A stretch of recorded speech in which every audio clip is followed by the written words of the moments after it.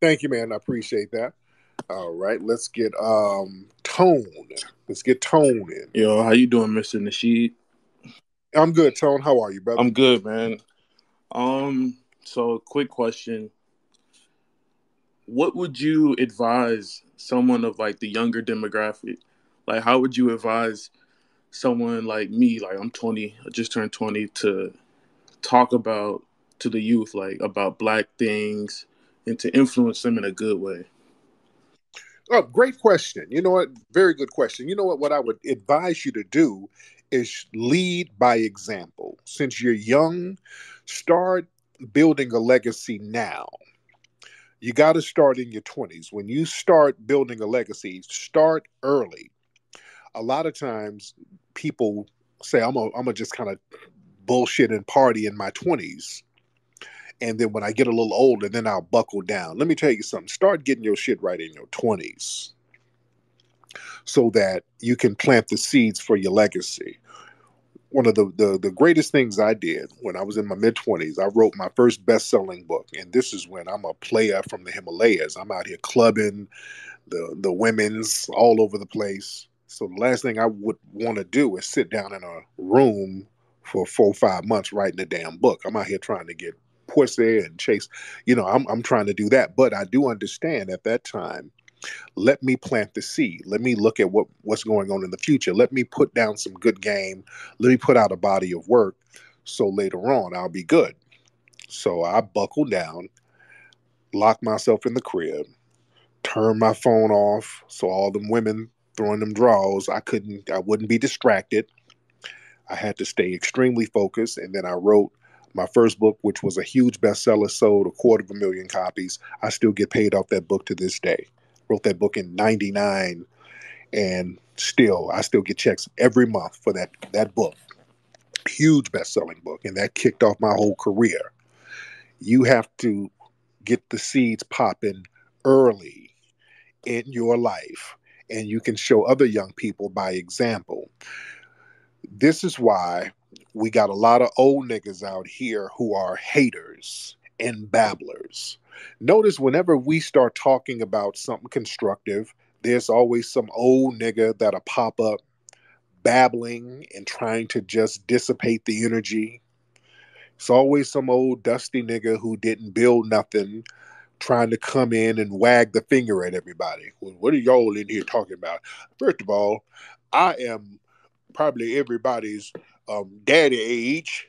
I was older than everybody, and I've been around the block many, many times. And what I don't like is y'all in here talking about white supremacy. Y'all giving these white peoples too much power talking about that. You ever been around and you heard that type of bullshit from one of these old babbling Negroes?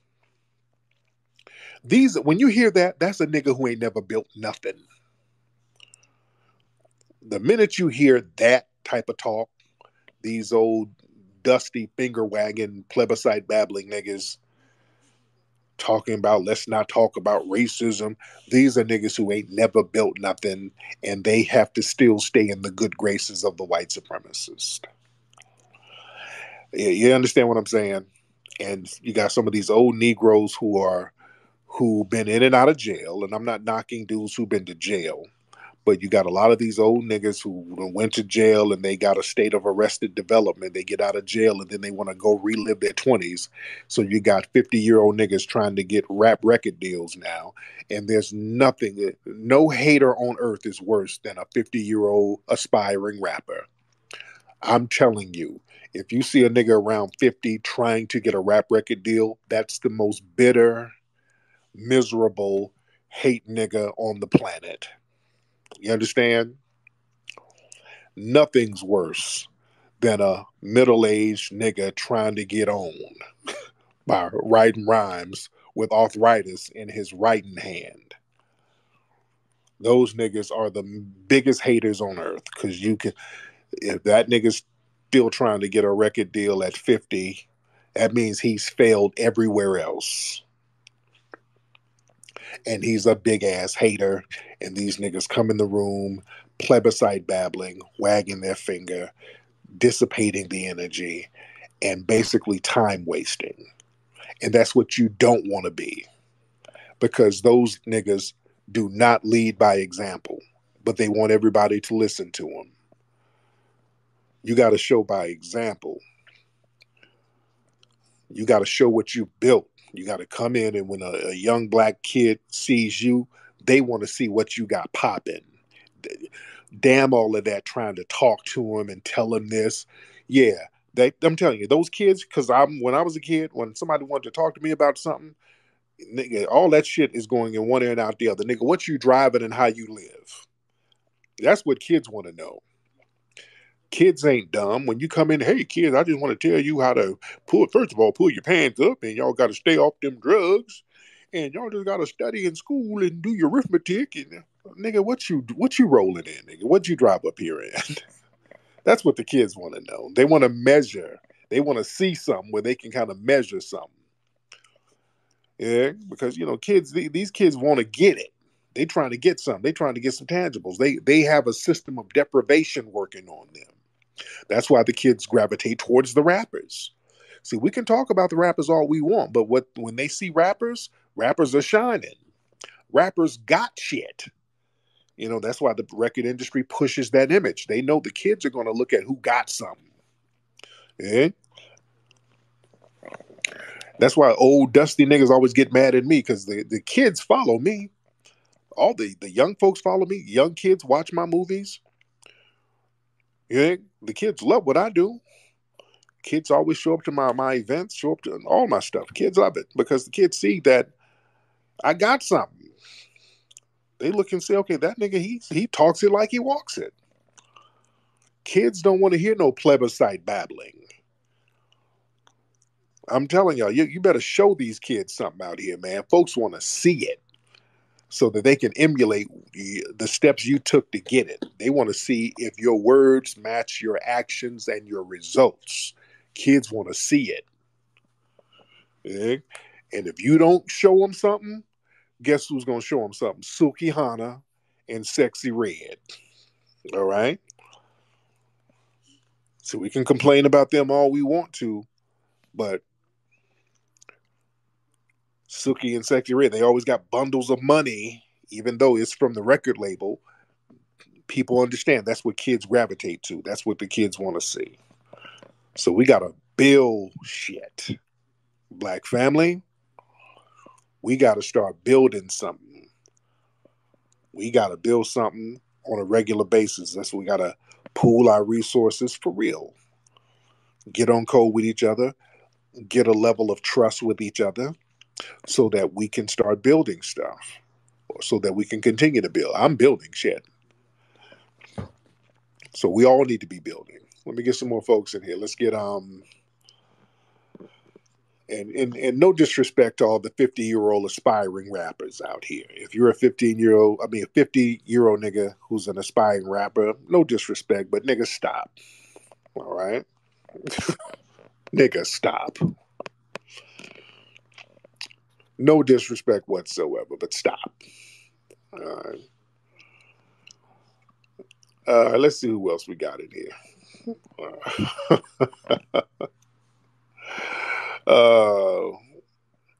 Now, I had this Blad guy in here the other day. I already had you in here. And Mira, I had you in here the other day too. And okay, we got the foot guy. I didn't had you in here. Okay, I don't want to hear none of your tether troll babble. I don't want to hear that. Let's get No Lack. Let's get No Lack in here. Then we'll get Nikki in here. Let's get No Lack and then Nikki. No Yo, Lack. what's going on, Tariq?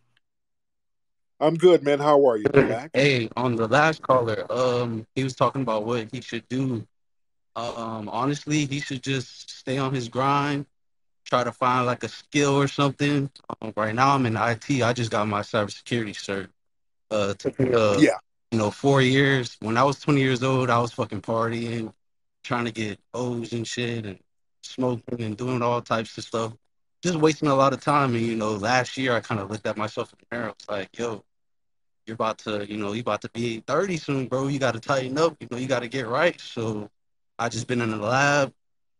Like I said, got my certs, and now I'm looking for an IT job. So I would tell that dude to, just stay in, don't get distracted. Just leave all the hoes and all that other shit alone, and just stay on your purpose and just really grind. Yes. In 4 years, you'll be making more money than all your friends, probably your mom, your dad. Like, just stay on your purpose, and that's what I would tell anybody my age or around my age. Great advice, man. That's phenomenal advice. I'm Nikki the guy. What's up, dear? Oh, hey, Tariq. Um, I noticed that you tweeted about that woman with the septum ring who made those disparaging comments about our teacher, Frances Cress Welsing. I was Yeah, wondering what you thought about the correlation between women who have septum rings and feminism, and yeah, yeah, and just yeah, the hatred of black men. yeah. And shout out to our brother Terrain Walker. He came up with the septum ring theory. A lot of that damn feminist bedwench mammy babble that you see online. Normally, the women are running around here with them septum rings. Um, Usually, these are, and it's a very interesting theory. Usually, these are a lot of women who are weirdos anyway. They look weird, they're bad built. So they have to try to seem more spiritual and this esoteric than what they are. And they also have to have things that distract from how weird they look. Or they try to throw stuff on to kind of almost accentuate the weirdness about them. So the septum ring, the tongue ring is just a quirky tattoos, henna, but usually the septum ring is usually a telltale sign of one of these babbling plebiscite bedwenches or a tether feminist. And that whole thing where it's almost a form of self mutilation, but it's them trying to seem exotic in order to cover for their basically anti-black mindset, because most of those women usually are bedwenches, and many of these bedwenches, they have to try to seem extra herbal tea-ish to compensate for their subliminal hatred of black society. That's why they're always they not just only attack black men, they attack the black women who are doing things to uplift the black community. That's why they will attack our Dr. Frances Cress Welsing. They don't like black society at all. So all of that septum ring bullshit, that's for Zaddy, to be honest. Let's can we get deep for a minute? Can we get deep for a minute, family? Do we got time? Give me a thumbs up if y'all want to get deep. Let's get real deep with this. Notice the septum ring mammies and feminists, about 98% of them are bedwenches. I would damn near say 99.9 of them are bedwenches. So when they get with Zaddy, everything has to be almost African tribal looking with them. Take a real good look at them damn bedwenches. That's a version of bone in the nose. You dig? It's almost like slave play. Because the white boys they like the women to look wild and tribal. When the white boys get a bedwench, they want the hair to be fucked up. That's why the bedwenches be having the janky wig and the lace fronts be all fucked up. Uh, the white boys like that. They like them looking raggedy and tribal, like they just came out of some damn tribe in Sierra Leone somewhere. So the septum ring kind of gives them that bone in the nose, tribal, wild, um, Maasai warrior look. You know what I'm saying? That's something that Zaddy likes. Zaddy's like, oh God, look at her. Look at her. She's all nice and ashy. She has a ring in her nose. Oh God, she's so hot. That turns white boys on. I've never you don't see brothers like, oh damn, she had a septum ring. That shit don't do nothing for us. That's some shit white boys like. You look more primitive and tribal with that shit. It gets them off. You know. That's why they like them janky hairstyles on them women. And they try to make it seem like, oh, the white man loves me natural. No, he likes you looking primitive. Yeah. Yeah, it's like tribal slave play with him. Yeah, they want you looking as primitive as possible. If you could put a bone in your nose, that would just really he'd just walk around with an erection all day. Yeah. So yeah, that's why they have that look. Yeah, and that we ain't messing with. Usually the septum ring crowd, they got a look that we ain't trying to get with. But again, with the white boys, it's not that they appreciate them or whatever. They feel like they're defiling themselves because it's a fetish. Sometimes white dudes get into, and a white man told me this when we were debating about, how a lot of them chase a lot of these white supremacists will chase black women. And a white man years ago told me, he's like, yeah, we do. We'll chase black women, but a lot of us are into bestiality. A white dude told me that. And I'm like, oh, that's heavy. Iceberg Slim, the infamous pimp and player and author, he talked about that, how his women sometimes would sit around and brag about how the white men love them. And he was like, hey, no, they don't love you. The white men, they feel like they're doing something, they feel like they're defiling themselves by being with you. It's a slumming fetish. They feel like they're soiling themselves. They're getting off on soiling. It's like it's like rubbing filth on them. That's what they feel in their mind, and they get off on that. Some real sick stuff that goes on in the minds of the white supremacists that we don't need to be playing into. Because the worst thing you can do is feed into their fantasies and start believing the surface of their fantasies without knowing the deeper meaning of their fantasies. Some real heavy stuff. And brothers too, and I talk about brothers too, not just the women. Because a lot of brothers, y'all get with these white women and you think, well, I'm dicking Becky down. Boy, Becky loves the chocolate. No, a lot of these white women out here, they have bestiality fetishes too. That's why you see on the dark web these white women having sex with donkeys and horses.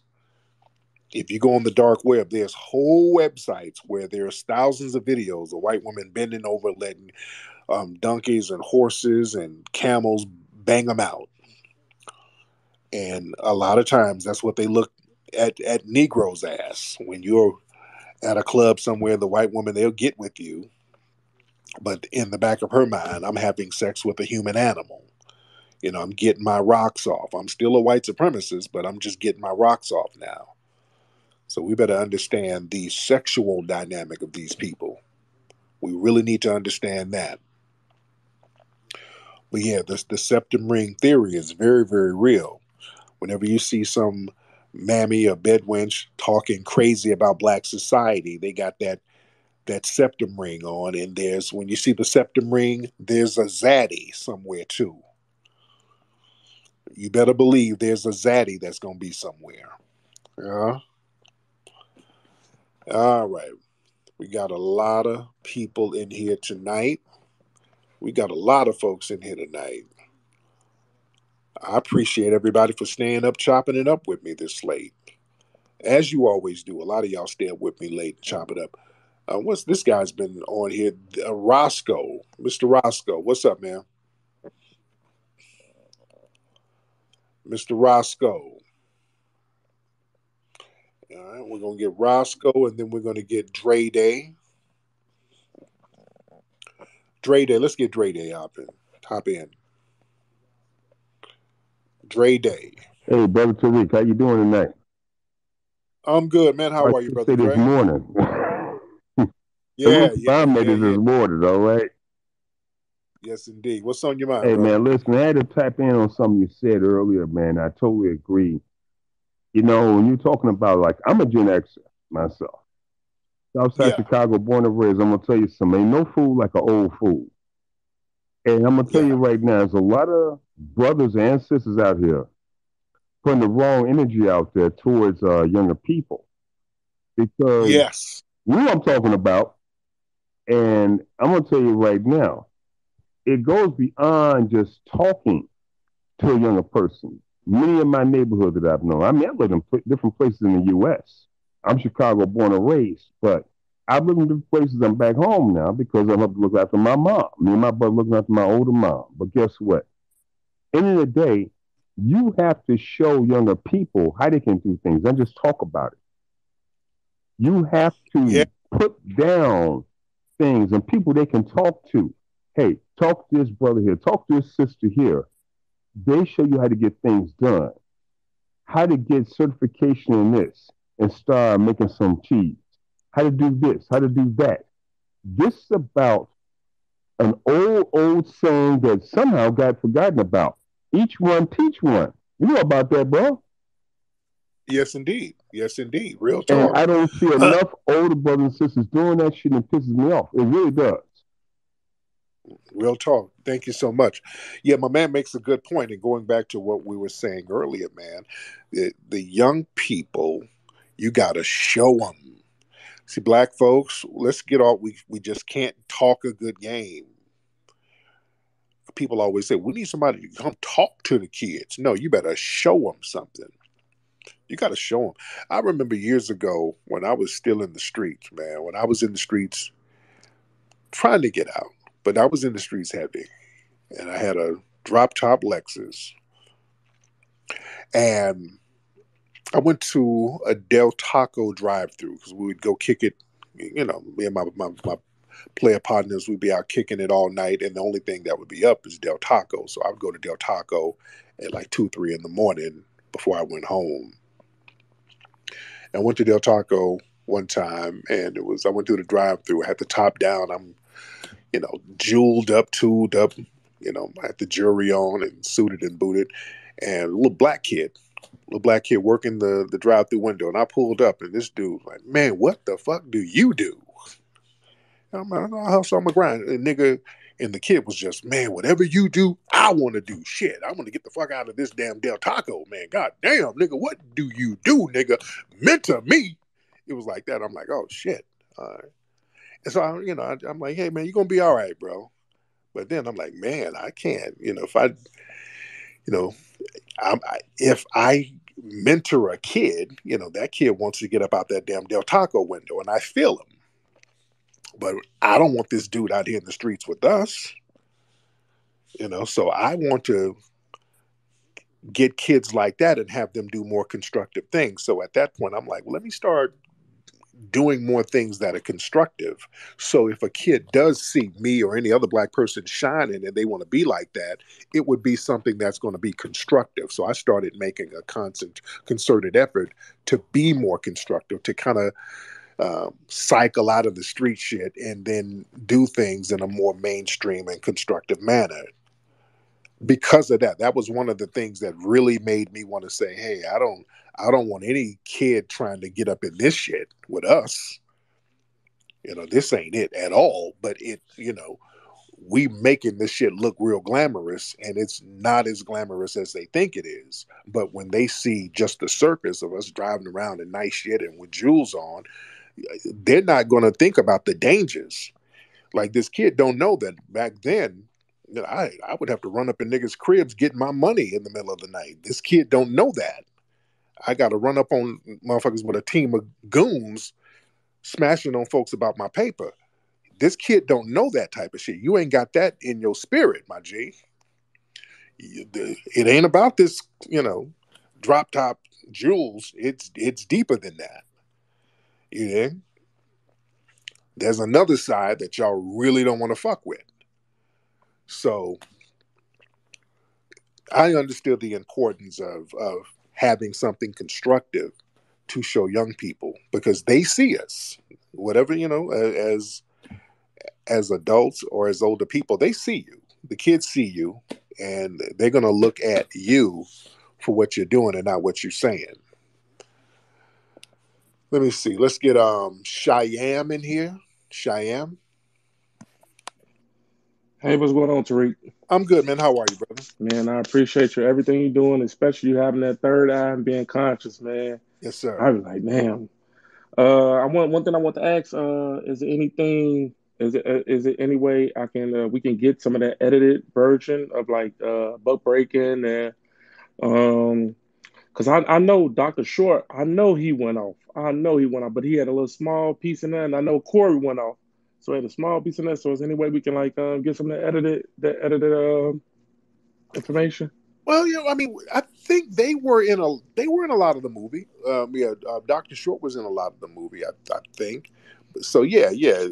Just go to buckbreakingmovie.com, buckbreakingmovie.com, and get that. Buckbreaking is a very deep movie, man. If y'all have not seen Buckbreaking, get the DVD, and it's a heavy piece, man. Buckbreaking is a very very heavy piece, but it's needed. And for a minute, I was very skeptical about little children watching it because there's some parts in there that gets real heavy because we're talking about sexual exploitation. So when it first came out, I was like, you know, we got to kind of be careful with kids watching this because there's some pretty graphic stuff in there. We got some vintage pictures of uh, brothers getting buck breaking for real, for real. There's old pictures of this shit. And we tried to edit some of the stuff or censor some of the stuff as much as we could, but buck breaking is a heavy piece. It's a real heavy piece, and that really ruffled a lot of the white supremacist feathers because we focused on their culture. When the movie Buck Breaking, it's not just about what went on the plantations here. These white supremacists, they were doing some buck breaking for centuries. The minute they got out of Europe and started touching down in some of these non-white nations going into Africa, they started buck breaking immediately. So that's a very deep film. Raise your hand if you have not seen buck breaking, because we start getting into the Greco-Roman culture, some of the stuff they were doing to each other out there. We go real deep in that movie, dude. The white supremacists did not like that. Yeah, they didn't know that we're just going to do an expose on their whole history of damn sexual exploitation. We went into Alexander the Great. He was out here buck breaking people. Man, the slave owners out here and some of the early politicians. Did y'all know there were some of the early white supremacist politicians out in America or the original colonies? Some of them were transgender or cross dressers. I won't say transgender, but some of them were just straight up cross dressers. Lord Cornbury, look him up. He was one of the people who helped to expand slavery in what would become the United States. Lord Cornbury, he was out there on the East Coast. He was a damn cross dresser. We go deep in that movie, man. We go deep. We talk about how some of the slave owners were doing crude sex changes on black folks down there in Louisiana. Madame LaLaurie, we filmed down there in Louisiana. We go deep, man. Buckbreakingmovie.com. We go so deep in that movie. We go real deep. And we brought it from ancient times to slavery to Jim Crow. There was some buck breaking going on in Jim Crow. And then tied that into the modern, some of the LGBT modern movement and how the buck breaking still goes on.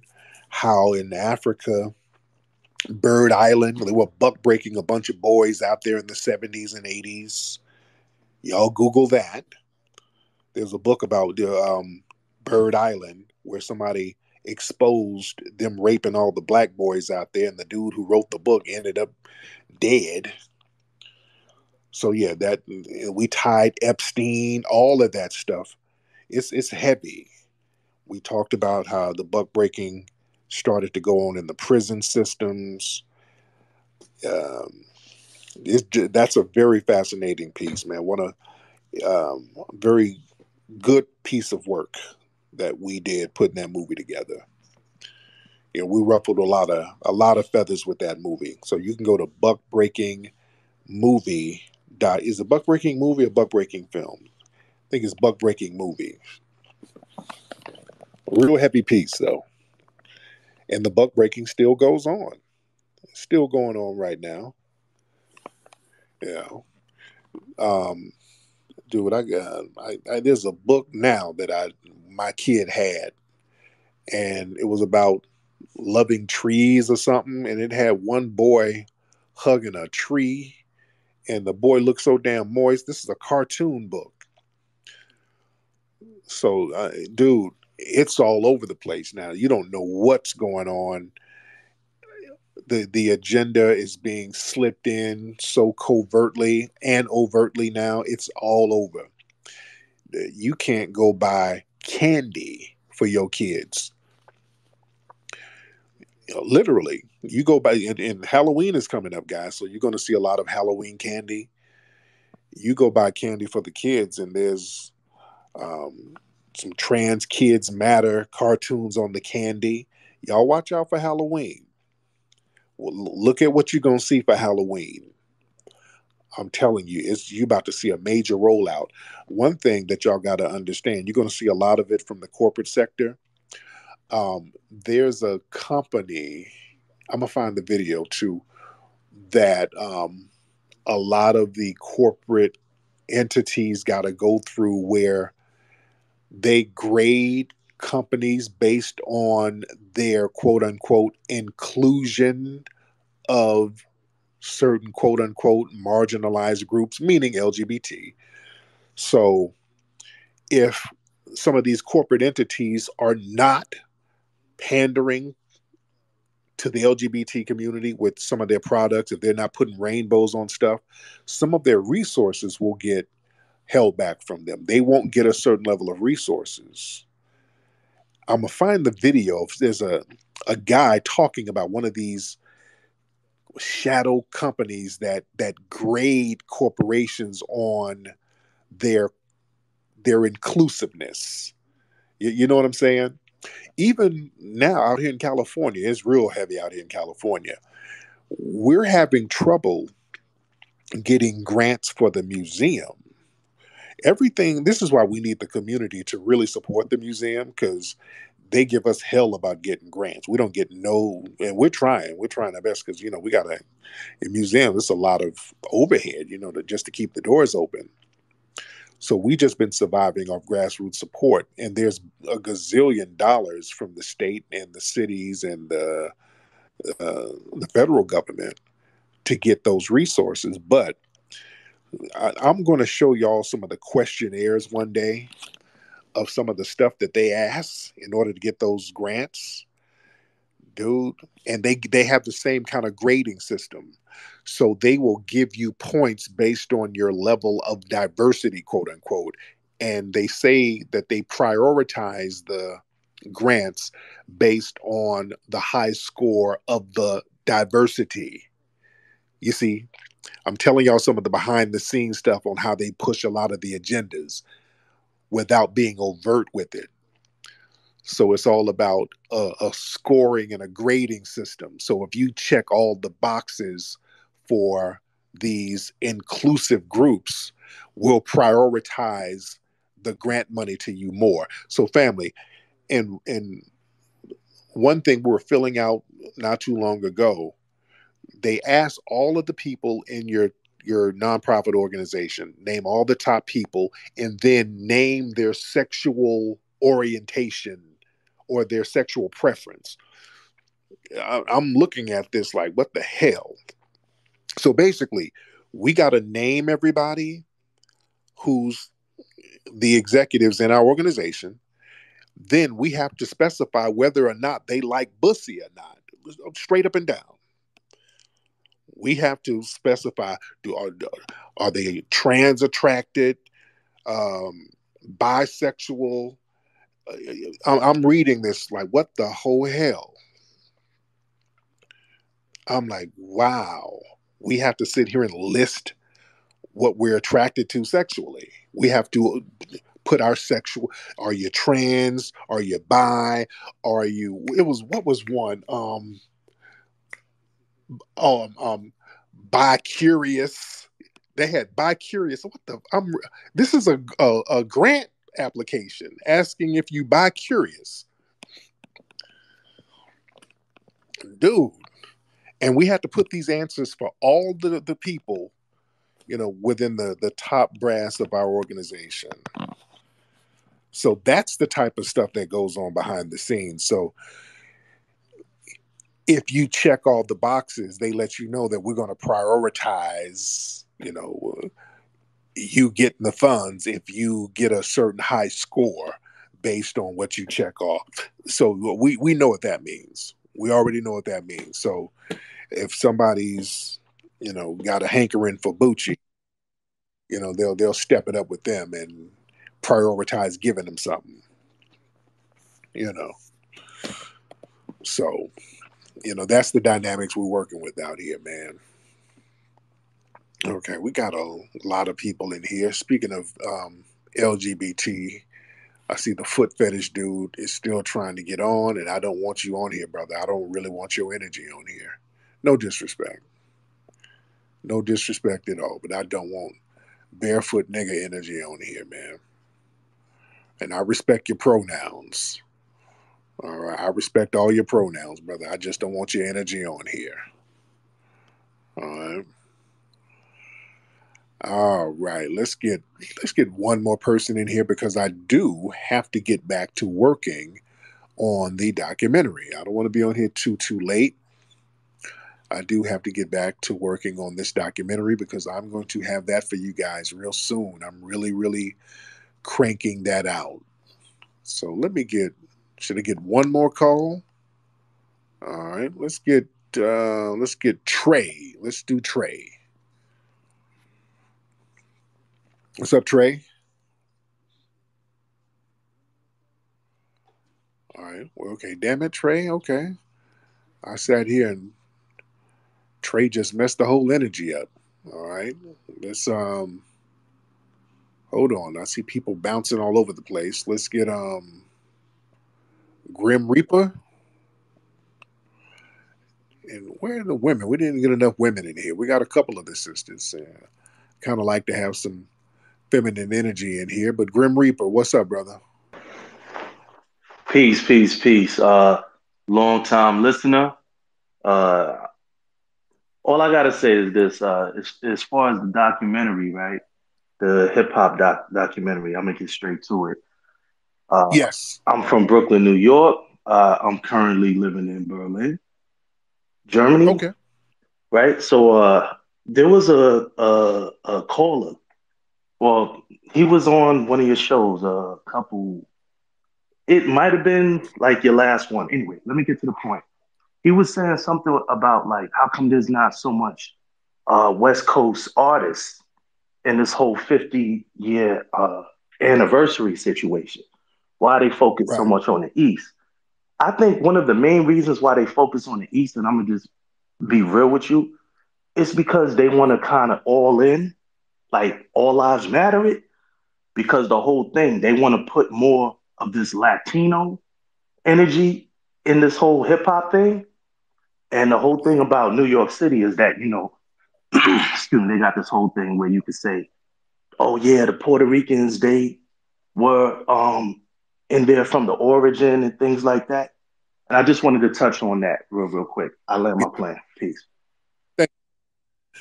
Yeah, I guess with I think they might be focusing on a lot the 50th anniversary so they can focus on some of the pioneers who were there like 50 years ago or in the 70s at least. So, and a lot of them are still kind of in the New York area, so that could be it if we're going to talk about the 50th anniversary. And that's the only justification I see because West Coast hip hop in West Coast hip hop really popped off as music wise 1980, and we got the first West Coast rap record.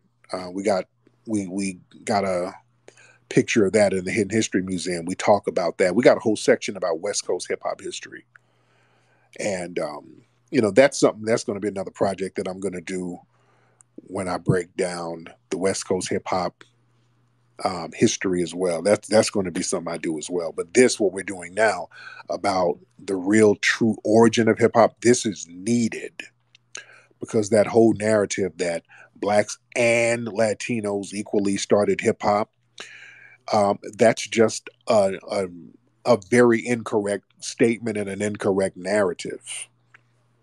That's simply not true. And we're going to prove it. And it's divisive to push a lie like that. And it's a colonizer mindset to push a lie like that. And they really start ramping up that lie really within the last 10, 15 years. That's when they really start ramping up that lie. They weren't saying that lie in the 80s and 90s. They just weren't doing that. This is a very recent lie, and it's a very deliberate lie that they've been trying to push. And the reason why we have to set the record straight is because if you let people take a lie so far, they'll just take it all the way over. So now you start hearing, not only did we create hip hop 50-50, blacks and Latinos, hell, some of the black people actually got shit from the Latinos. So we're starting to hear that nonsense now. Then we start hearing, well, blacks and Caribbeans started hip hop. And then you have people like Buster saying, hey, you know what? Hip hop actually came from Jamaica and y'all got it from us. That's the problem with letting lies linger, because you let a lie linger, hell, they're like, shit, I just told half a lie. I might as well tell 100% lie since I'm already lying. And then that's what happens. And then what we have another genre that was taken away from us. That's why we're saying, no, we're going to stop that right now. And we're going to get the truth out. We're going to slow walk this thing and get all the truth out, because we're not going to let those lies fly no more. Yeah. This documentary is going to be a very important piece. And look, you got folks already on YouTube. They're already trying to get in front of it. We're still in the middle of making the damn film. And you got people, they're out here trying to get in front of it. They're already explaining. What's up, Con? Peace, Shit, man. peace. Yo, What's up, man? How man, are I'm you? doing good, brother. Man, I've been listening to this broadcast, bro. Appreciate what you've been doing, man. Hold on, wait. Con. Yeah. Hold on, brother. Where are you, brother? Where I'm are you? sorry, brother. Let me move outside. I'm in Seattle, Washington, brother. Brother, where do you work, brother? I'm sorry, man. Yo, I'm in Seattle, Washington. I'm moving. You can hear? Can you hear me? Yeah, you got your earphones Yeah, in? yeah. Okay, yeah. Let's mute this. Yo, Take those out. Are you working at the yeah. Amazon plant? Nah, man. I'm gonna take my earphones out. I'm gonna take my AirPods Brother, out, what? man. Okay, look, no, I'm trying to, brother. It's 12 o'clock in Seattle. Ain't nothing popping. You must be at work, brother. Where are you? No, I'm not at There work, you man. go. I'm just hanging out downtown, but I wanted to build on that what you were just saying, because this hip hop thing again.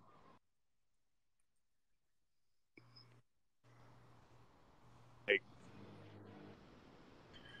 one thing I want to say, Go ahead, brother. underground MCs back. Okay, That's when the brother. segregation. What's up? Okay, your phone, brother. I had to get him off, brother. Brother, it's loud in the back. He got on the ear pods. It's going in and out. It's brother, just enjoy yourself out there in them streets. What you doing in them streets this time of night, brother? All right, be safe out there, brother. All right, just be safe out there in the streets, and don't go to an ATM. All right, fight the urge. Don't go to the ATM. All right. He's up there standing in front of the ATM getting a back rub. He's getting the ATM back rub by somebody he gonna have to pay that trick tab to. Sound like he was at an ATM getting the ATM back rub, getting them $300. By his courtier. So, brother, be safe out there. Be safe, brother. All right, let me. That's our cue. That's our cue. Now the calls are going to get strange. Y'all out here in the streets. This brother clearly walked to somebody's ATM and he wanted to call me up before he got the $300 out. So now, I don't want people out here in these streets running around doing things they ain't supposed to be doing. He could use that $300 to pay the cable bill. All right. So, man, get up out them streets. There's nothing popping. He's talking about he's walking around downtown Seattle at midnight. All right. So we know what that means.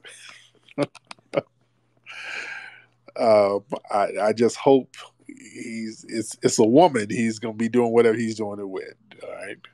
I respect his pronouns, but nigga, don't be out here buying pussy this time of night. As long as you ain't doing that. All right.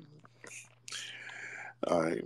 Anyway, let me get out of here, man. Yo, go to rootworkstyle.com to get the Rootwork deodorant. Rootworkstyle.com, ladies and gentlemen. Phenomenal deodorant.